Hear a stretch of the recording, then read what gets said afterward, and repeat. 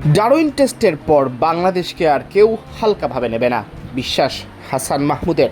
ঐতিহাসিক এই টেস্ট জয়ের নায়ক স্টার স্পোর্টসকে দেওয়া সাক্ষাৎকারে জানালেন, এই টেস্ট জয় তার কাছে স্বপ্নের মতো। নিজের অনুভূতি নিয়ে তিনি বলেন, অস্ট্রেলিয়ায় টেস্ট ম্যাচ জেতা আমার জন্য অত্যন্ত বিশেষ একটি অনুভূতি। মানুষ এখন অনুধাবন করতে শুরু করেছে যে বাংলাদেশ আর আগের মতো নেই, দিনে দিনে অনেক উন্নত হচ্ছে।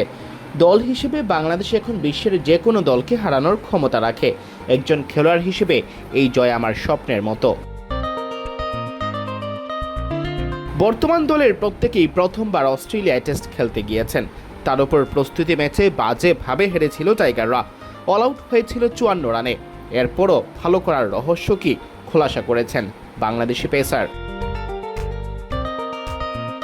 তিনি বলেন, ডারউইনে আসার প্রথম দিন থেকেই আমরা সবাই কঠোর পরিশ্রম করেছি এবং মাঠে শতভাগ উজাড় করে দিয়েছি। অনুশীলনের প্রতিটি মুহূর্ত এবং প্রতিটি সেশনে আমাদের লক্ষ্য ছিল পরিষ্কার।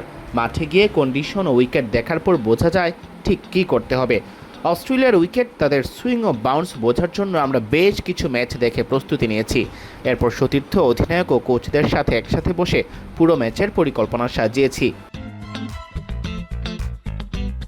বাংলাদেশের ডারউইন টেস্ট জয় যেন দেশের ক্রিকেটে উৎসবের সৃষ্টি করেছে।